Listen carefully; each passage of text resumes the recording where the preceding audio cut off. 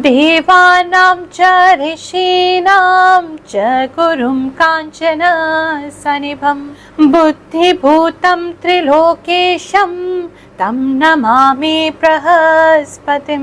जो देवताओं के गुरु हैं और ऋषियों के भी, जो धनदायक हैं और ज्ञानदायक भी, जो गुरुओं के भी गुरु हैं, ऐसे देव गुरु बृहस्पति को हम नमन करते हैं। क्योंकि जो हमारे बृहस्पति हैं वो देवताओं के भी गुरु हैं और वो जाकर के अब बैठ जाएंगे द्वितीय घर में, मेष राशि से वृषभ राशि में प्रवेश कर रहे हैं। तो क्या आप पे परिवर्तन होगा, क्या जीवन में सफलता मिलेगी, यही सब आज जानेंगे। और लास्ट में मैं आपको एक विशेष चीज सिखाने वाली हूँ। आप अपनी जन्म कुंडली में बृहस्पति किस ग्रह के साथ बैठे हैं उसको चेक करिए और उसके हिसाब से क्या फल आपको वो दे रहे हैं या देंगे, ये सारी चीजें आपको सिखाऊंगी। तो अंत तक वीडियो को जरूर देखिएगा। Let's get started.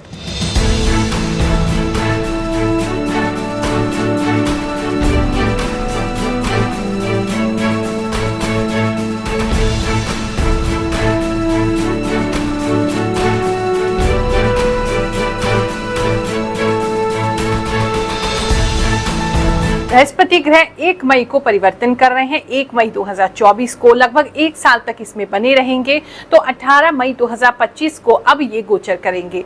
तो 1 साल तक आपके जीवन में क्या प्रभाव होगा वही हम आज जानेंगे।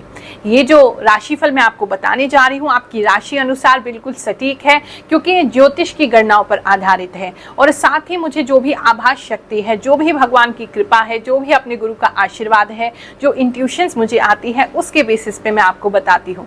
और आप ही लोग कहते हैं कि गुरुमाई बिल्कुल सत्य होता है। आप सभी की समस्याओं का निवारण करने के लिए हम सिद्ध दरबार लगाते हैं हर गुरुवार नई दिल्ली पटेल नगर में। जो भी आ सकते हैं अवश्य आए। एक नारियल अपने साथ लेके आए। वो नारियल भी हमें नहीं चाहिए, वो लाल कपड़े में बांध करके आप वापस अपने घर लेके जाएंगे। हम तो केवल मंत्रों से उसे सिद्ध करेंगे ताकि तुम्हारी समस्याओं का निवारण हो सके। अब तक जो भी सिद्धि कमाई, जो भी पुण्य कर्म हमने अर्जित किए हैं वो सब उसी नारियल में भर के तुमको दे देते हैं। उसका प्रयोग बताते हैं, करोगे तो जीवन में लाभ जरूर होगा। मकर राशि वालों, चलिए जानते हैं बृहस्पति का ये जो परिवर्तन है आपके लिए कैसा जाएगा। सबसे पहले तो बृहस्पति जो है आपके पंचम घर में आ रहे हैं, यानी कि आपके 5th हाउस में पहुंच रहे हैं। ये जो हाउस है ये आपका एजुकेशन का हाउस है, ये आपके लव का हाउस है, ये आपके लिए बहुत ही एक मेजर हाउस है। आपके ज्ञान का भी हाउस यही है। तो अब इसके अंदर बृहस्पति आएंगे तो इनके कारक भी इनका भाव पड़ता है, तो ये आपके लिए अच्छी ही स्थिति बन रही है। अब देखते हैं क्या क्या आगे करने वाले हैं। इस समय में जो है आप अगर स्टूडेंट हैं तो बहुत अच्छी एजुकेशन आपको प्राप्त होगी, कोई मेंटोर मिल सकते हैं, कोई करियर में आप आगे बढ़ना चाहते हैं, कोई गाइडेंस नहीं मिल रहा है तो कोई गाइड मिल सकते हैं। कुछ लोगों को अगर वो गुरु खोज रहे हैं, गुरु नहीं मिल पा रहे थे अब तक, तो आपको आपके गुरु भी मिल सकते हैं। और अगर आप अपने शिष्य ढूंढ रहे हैं, आप खुद गुरु हैं, आप को अच्छे शिष्य नहीं मिल रहे हैं जिनको आप अपना ज्ञान दे करके जाएं, तो उन लोगों के लिए भी बड़ा विशेष है कि आपको आपके शिष्य चेले भी इस समय में मिल सकते हैं। जो लोग इन्फ्लुएंसर हैं, जो कुछ ऐसा कंटेंट बनाते हैं जिससे बहुत सारे लोग प्रभावित होते हैं, तो उनको भी अच्छी फैन फॉलोइंग, अच्छा फॉलोइंग बेस इस समय में मिल सकता है।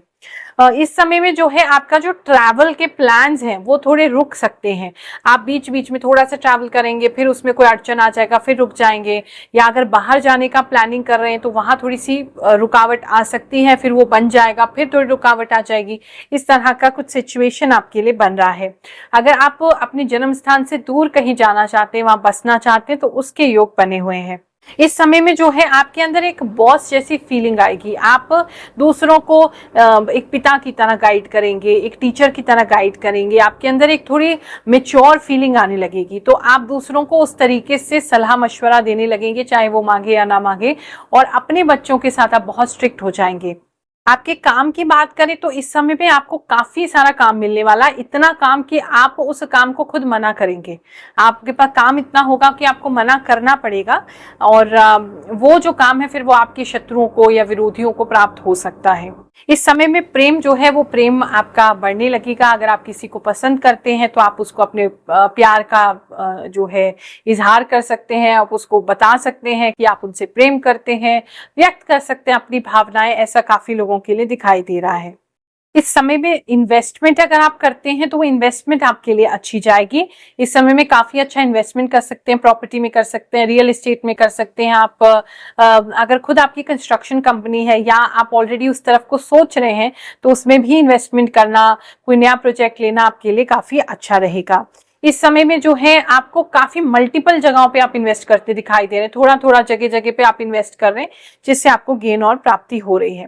इस समय में शत्रु आपके जितने भी प्रयास करें वो आपकी खुशी को खराब नहीं कर पाएंगे, वो आपके मन को परेशान नहीं कर पाएंगे। तो इस समय आप अलग से ही प्रसन्न रहेंगे, खुश रहेंगे और आपको दूसरों के प्रति क्षमा भाव आएगा कि कोई बात नहीं, आप उनसे बिल्कुल भी उनको बच्चा समझ के माफ कर देंगे, आप बिल्कुल भी उनसे परेशान नहीं होंगे। इस समय में बाहर से अगर आप कुछ मंगाते हैं, कोई काम है आपका जहां आपको बाहर से सामान मंगवाना पड़ता है, तो वहां कुछ एक्स्ट्रा आपको मिल सकता है, कोई एक्स्ट्रा प्रॉफिट हो सकता है, या हो सकता है कोई गलती से कोई एक्स्ट्रा बैग आपके पास आ जाए, कोई एक्स्ट्रा सामान आपके पास आ जाए, या अगर ऑनलाइन ऑर्डर वगैरह करते हैं आप काफी सारी चीजें, तो वहां से भी कुछ गेन होता दिखाई दे रहा है। इस समय में जो इंटीरियर डिजाइनिंग अगर आप करते हैं या अपने घर को सजाना संवारना चाहते हैं, तो वहां थोड़ी सी गड़बड़ हो सकती है, चीजें आपकी बिखर सकती हैं। इंटीरियर का काम है, अगर आपका वहां सजाने संवारने का काम है, या आप व्यक्ति को भी सजाते संवारते हैं, यानी कि आपका इस तरीके का काम है जहां आप लोगों को सुंदर बनाते हैं, तो वहां भी थोड़ी सी दिक्कत हो सकती है, लेकिन वो संभल जाएगी। वक्त के साथ चमत्कार हुआ है, चलिए सुनते हैं उनके साथ क्या हुआ, फिर आगे की बात करेंगे। मेरा नाम शैलेंद्र सिंह हाड़ा बासनी है। गुरु माँ के दरबार में आने के बाद जो मुझे फ़ायदे हुए हैं वो बहुत सारे हैं, जिसमें से कि मेरे वैवाहिक संबंध बहुत अच्छे नहीं थे। यहाँ आने के बाद में गुरु माँ की कृपा से बहुत अच्छे हुए, और जो मेरी तनख्वाह थी वो भी मेरी कोई अच्छी नहीं थी, लेकिन हाँ मेरी इनकम में भी बहुत इजाफा हुआ है। और गुरु माँ का जो दरबार है बिल्कुल निःशुल्क है। मैं सभी को ये कहना चाहूँगा कि वो एक बार आएँ और अपना कुंडली दिखाएं और गुरु माँ के उपायों का पालन करें, सभी को लाभ होगा। जय शनिदेव। इस समय में आप बहुत सारे पैटर्न्स की तरफ आकर्षित होते दिखाई दे रहे हैं, आपको मन करेगा बहुत सारे अलग अलग तरह के पैटर्न्स वाले कपड़े खरीदना, check, square, circle, checks majorly, इस तरफ आपका आकर्षण जो है वो ज्यादा रहेगा। फैमिली लाइफ की बात करें तो फैमिली को आप थोड़ा सा समय देंगे, ज्यादा समय इस समय दे नहीं पाएंगे, और जो आपका समय है वो पता नहीं इधर उधर ही ज्यादा आपका दिख रहा है। एक मेजर जगह पे आप समय को इन्वेस्ट नहीं कर पा रहे, दे नहीं पा रहे। थोड़ा सा फैमिली को दिया, फिर अपने ऊपर दिया, फिर काम पे दिया, फिर पैसे पे दिया, थोड़े से बिखरे हुए इस वे में आप मुझे लग रहे हैं। आपके जो भी आपके पार्टनर हैं, आपके लाइफ पार्टनर जो है, वो आपके बारे में कोई, अगर आपने उनसे कोई सीक्रेट छुपाया है तो वो आपके बारे में कोई सीक्रेट सुन सकते हैं इस समय में, ऐसा मुझे दिख रहा है। सोशल कॉन्टैक्ट्स तो डेफिनेटली इस समय में आपके बढ़ेंगे, प्रेम संबंध आपका अच्छा रहेगा, विवाह के योग भी काफी लोगों के लिए बन रहे हैं। तो ओवरऑल बहुत अच्छा समय है। थोड़ा सा अपने लर्निंग्स पे ध्यान देंगे, कोई कोर्स वगैरह करेंगे या बैठ करके अगर सोचेंगे भी तो आपको काफी सारी चीजें आगे बढ़ने के लिए हेल्प करेंगी। चलो आज आपको कुछ अच्छा सिखाते हैं। हर बात के लिए आपको गुरु माँ पे निर्भर नहीं रहना चाहिए, किसी और पर निर्भर भी नहीं रहना चाहिए। मान लो गुरु माँ कल को नहीं है तो फिर क्या करोगे। इसीलिए कोशिश करती हूँ जब भी समय मिले, आपको कोई खास परिवर्तन हो तो अपनी कुंडली आप कैसे देखें वो आपको निःशुल्क सिखाती रहती हूँ। उसी सीरीज में आज आपके लिए बहुत स्पेशल चीज लेकर के आए हैं कि बृहस्पति जब किसी और ग्रह के साथ आपकी कुंडली में बैठते हैं, युति करते हैं या उनका प्रभाव होता है, तो उस पर आपकी जन्म कुंडली में क्या फल आने लगते हैं। तो सूर्य से शुरू करते हुए लास्ट में केतु तक पहुंचेंगे। अब इसको देखने के लिए बड़ा सिंपल सा तरीका है, अपनी जन्म कुंडली खोल लीजिए। जन्म कुंडली में जो लगन चार्ट है उसको खोल लीजिए। अब इसके अंदर आपने गुरु देखना है या बृहस्पति कहाँ लिखा है वो देखना है, और उसके साथ अगर कोई ग्रह बैठे हैं तो उनको देखना है। उनकी युति विशेषकर आपको इस प्रकार का कुंडली में फल देती है।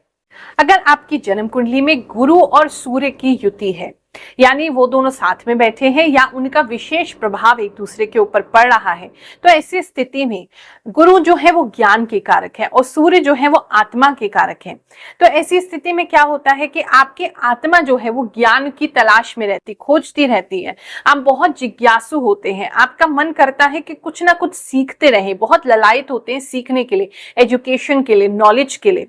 ऐसे लोग देखे गए हैं कि हमेशा ही आप तो किसी धार्मिक स्थल से जुड़े रहते हैं, आप आप धार्मिक पुस्तक खुद पढ़ के दूसरों को पढ़ाने का प्रयास करते हैं, या किसी हायर अथॉरिटी या पोजीशन पर होते हैं जहां आप लोगों को ज्ञान प्रदान करते हैं, तो पहले खुद ज्ञान लेते हैं और जीवन भर ज्ञान लेते ही रहते हैं और दूसरों को आप ज्ञान देते हैं। तो ये बहुत अच्छी एक स्थिति मानी जाती है जहां कहीं ना कहीं आपको अपने लाइफ का पर्पस क्या है वो समझ में आता है, क्योंकि आपकी आत्मा ज्ञान की ओर ही आकर्षित रहती है। दूसरा योग होता है गुरु और चंद्रमा का योग। इसे बहुत विशेष योग माना जाता है। अगर आपकी कुंडली में गुरु और चंद्रमा साथ में बैठे हैं या एक दूसरे पे दृष्टि कर रहे हैं, तो ऐसी स्थिति में क्या होता है कि आप इसे राजयोग भी कहा जाता है, गज केसरी योग कहा जाता है, नाम प्रसिद्धि धन इसके लिए बहुत बढ़िया है, विशेष राजयोग होता है, आपको सफलता जरूर देगा। हाँ, दशा उनकी कब आएगी वो निर्भर करता है, लेकिन जीवन में सफलता और प्रसिद्धि ऐसे व्यक्ति को जरूर मिलती है, क्योंकि चंद्रमा जो है वो आपके मन का कारक है, गुरु जो है वो आपके ज्ञान का कारक है। जब आपका मन ज्ञान की ओर अग्रसर होगा तो जीवन में आपकी सात्विकता आएगी, अच्छाई आएगी, गुडनेस काइंडनेस आएगी, कंपैशन आएगा, और इस चीजों की वजह से व्यक्ति जो है वो अच्छा होता चला जाता है और उसके आसपास के जो लोग हैं वो उसके नाम सम्मान करने लगते हैं। तो इसीलिए ये युति भी बहुत अच्छी मानी जाती है।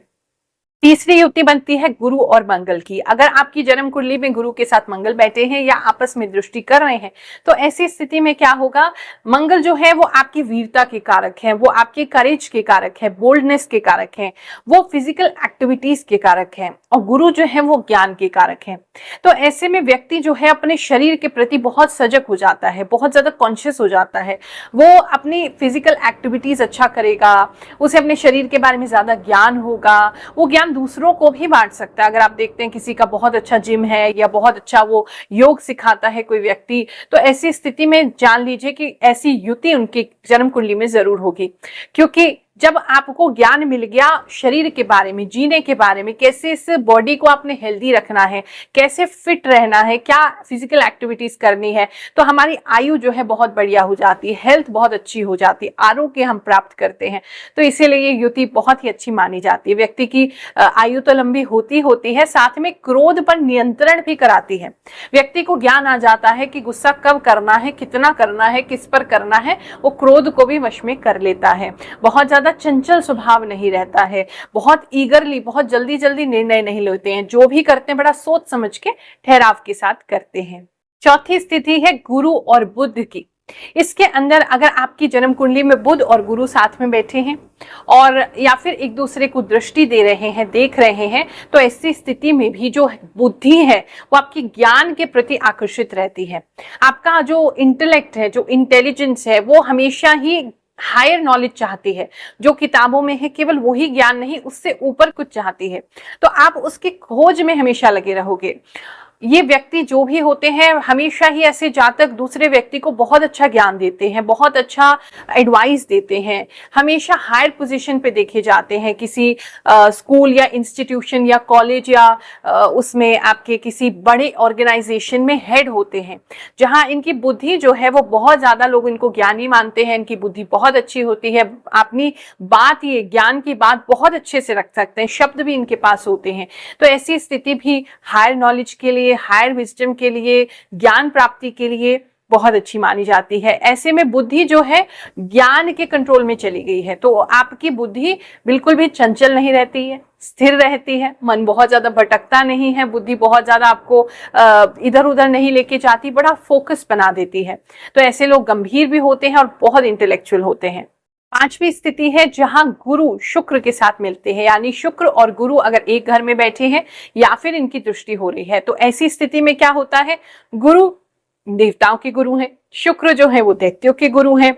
एक जो है आपको योग की ओर ले जाते हैं, दूसरे आपको भोग की ओर ले जाते हैं। तो ऐसे में व्यक्ति जो है ना, या तो अगर दोनों ही अच्छे हैं तो बैलेंस में रहेगा, यानी अगर मीन राशि में है जहां शुक्र उच्च के हो जाते, बृहस्पति अपने घर के हो जाते, ऐसा व्यक्ति बड़ा बैलेंस में रहेगा। उसे पता है कितना संसारिक रहना है और कितना उसे आध्यात्मिक रहना है। लेकिन बाकी किसी घर में अगर ये स्थिति बनती है, किसी और राशि में बनती है, तो ऐसे में देखा गया व्यक्ति थोड़ा कंफ्यूज ज्यादा रहता है। वो कभी आप उसके एक्शंस देखोगे, कभी तो उसके अंदर इतनी भक्ति आ जाएगी कि उससे ज्यादा भक्ति कोई कर नहीं सकता, इतना ज्यादा वो ध्यान मग्न हो जाएगा, और कभी उसका मन बिल्कुल विरक्त हो जाएगा, उसको संसार अच्छा लगेगा, घूमना फिरना, पैसा कमाना। तो उसकी लाइफ में इस तरह के उतार चढ़ाव जो है वो आते रहते हैं। ऐसी स्थिति है आपकी कुंडली में और आपको कंफ्यूजन बहुत है कि क्या करना है, तो बैलेंस लाने की कोशिश करो, नियम बनाओ कि हमें थोड़ी भक्ति भी करनी है और थोड़ा हमने इस संसार को भी भोगना है। ऐसे लोग जो हैं वैसे उनके लिए बहुत अच्छी सफलता रहती है, इन दी सेंस कि घर जरूर अच्छा होगा, सारे ऐशो आराम के साधन आपको प्राप्त होंगे, आपके पास गाड़ी जरूर होगी और आपको प्रसिद्धि जरूर मिलेगी। लोग आपको अच्छा जानेंगे, आपके बारे में नाम होगा आपका कहीं ना कहीं और आपको रिस्पेक्टफुल वे में लोग देखेंगे। और एक खास बात इस युति की है कि जब भी ये दोनों किसी एक घर में साथ में बैठते हैं तो दोनों ही गुरु हैं, तो गुरु की दृष्टि बड़ी शुभ होती है। तो यानी जिस भी घर में बैठे हैं उसके ऑपोजिट घर में जब भी दृष्टि डालेंगे तो उस घर का कल्याण होगा ही होगा। आप समझ लीजिए, दो गुरु एक साथ और वो किसी को देख रहे हैं, किसी पर दृष्टि डाल रहे हैं, तो आशीर्वाद तो उस घर को, सामने वाले घर को मिलके ही रहता है। छठी स्थिति है आपकी गुरु और शनि की। अगर किसी की जन्म कुंडली में गुरु और शनि साथ में बैठे हैं तो ऐसा व्यक्ति जो है वो बहुत ज्यादा धर्म के प्रति झुकाव रखता है, न्याय के प्रति झुकाव रहता है। शनि है न्याय और गुरु जो है वो धर्म है, तो दोनों का साथ में आना, ये व्यक्ति थोड़ा सा कट्टर हो सकता है किसी चीज को लेकर के, धर्म को लेकर के, जो उसकी मान्यता है उसको लेकर के, लेकिन वो हार्ड वर्किंग बहुत ज्यादा हो जाता है। और ऐसा व्यक्ति जो है अपने जीवन को नीचे से शुरू करेगा। उसका जन्म एक ऐसे स्थान पे होगा जहां उसे बहुत ज्यादा अभाव देखना पड़ा है, लेकिन मेहनत से वो इतनी जल्दी आगे पहुंचेगा कि आसपास के सारे लोग जो है वो हैरान रह जाएंगे। ऐसे जो लोग हैं दूसरों को बहुत अच्छी सलाह देते हैं।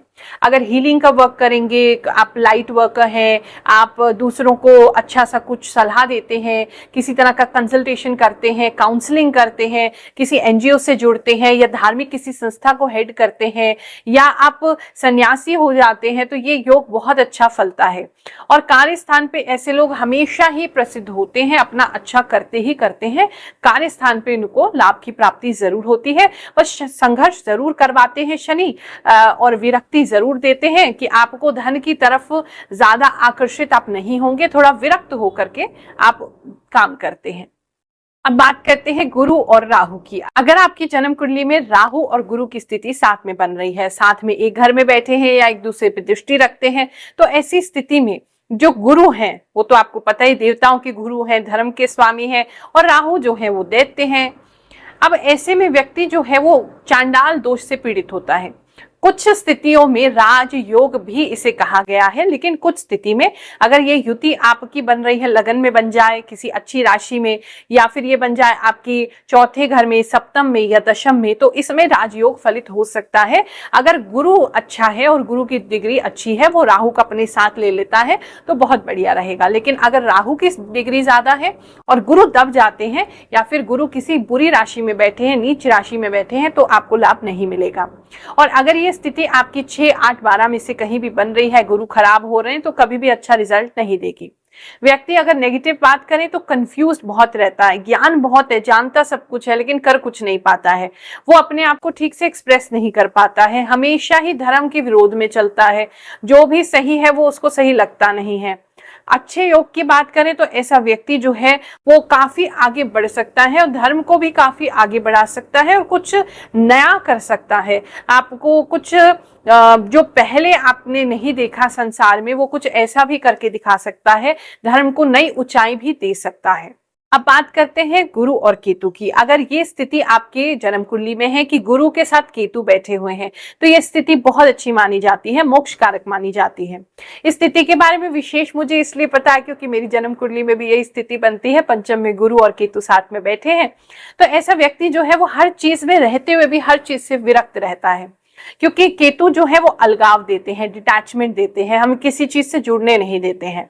और गुरु जब उनके साथ आ जाते हैं, क्योंकि केतु के हाथ में हमेशा धर्म की ध्वजा रहती है, धर्म को बहुत सपोर्ट करते हैं, तो ऐसा व्यक्ति जो है वो धर्म से जुड़ता है और उसके बाद उसे जीवन में अलगाव होने लगता है, मतलब हर चीज में डिटैचमेंट होने लगता है।